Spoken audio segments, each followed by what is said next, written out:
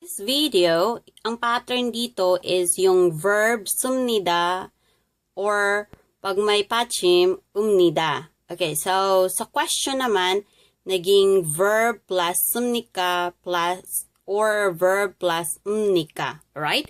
So, just like here, if you look at this, so sa una-una, kada. Kada means go. Go. So, kamnida. Dahil wala siyang pachim, naging kamnida.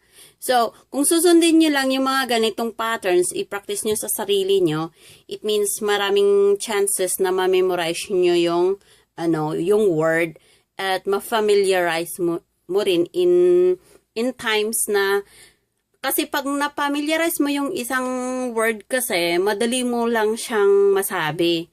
So, if you don't familiarize, kung hindi mo na familiar yung isang bagay, you cannot easily express it. Kaya ganun, ganun yung style ko kasi.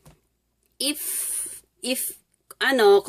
i-apply nyo yan sa sarili nyo, siguro may malaking possibility na mas madali kayong matuto.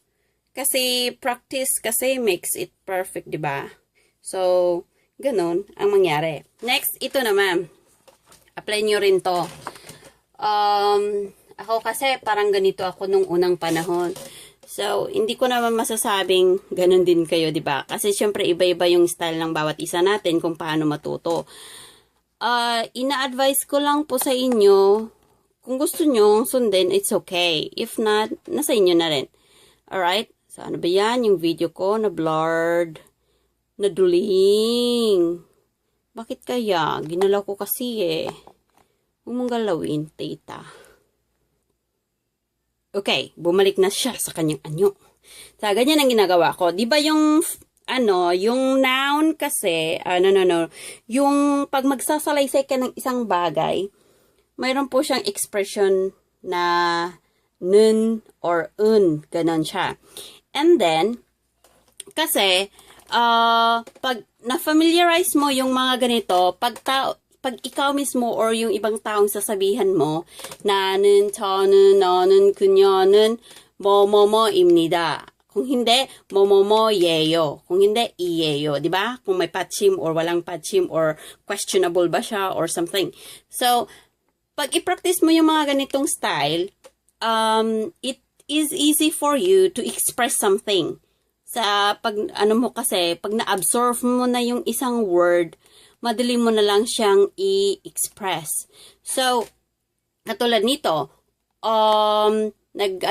ito kasi na는 sa sarili mo yan, 저는 sa sarili mo yan, 너는 yung ibang tang sinasabi mo, 당신, 너는, parang ganun, yung you, yung ikaw, tapos yung kunyo는, yung he, 그는, yung 그녀는 pala yung she, yung 그는 iyon yung he.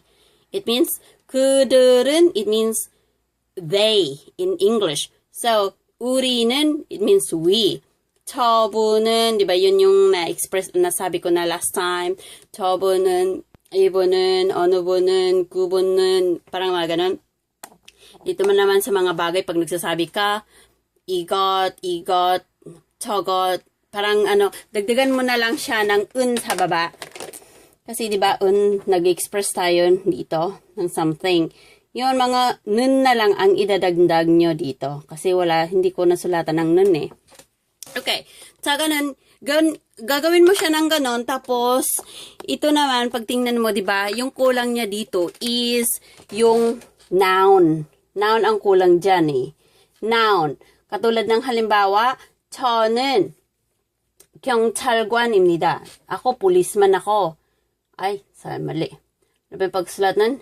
경찰관. Tapos, pili ka lang dyan. 예요 ba siya? 이예요 ba siya? Okay? So, ganun. Kung 이예요, yan ang isusulat mo. Kung iyeyo, ganun isusulat mo. Okay? Magpili ka lang, mag-choose. Or kaya gawin mo siyang questionable. Higher form ang gagawin mo, gamitin mo yung imnida. Or gawin mo siyang questionable, imnika.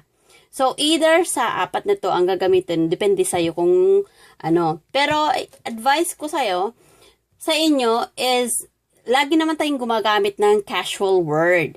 Okay? So, pwede mo naman gamitin ng yeyo or iyeyo. Kasi mostly in Korea, kung andito ka na sa Korea, kung you are not just office work, hindi po masyadong ginagamit ang 예요 or 에예요 kung nasa labas ka. Pero imnida talagang doon sa mga office thing or something. Pero casual conversation, 이예요 at saka 예요. Alright, so just to practice yourself, go on lang po.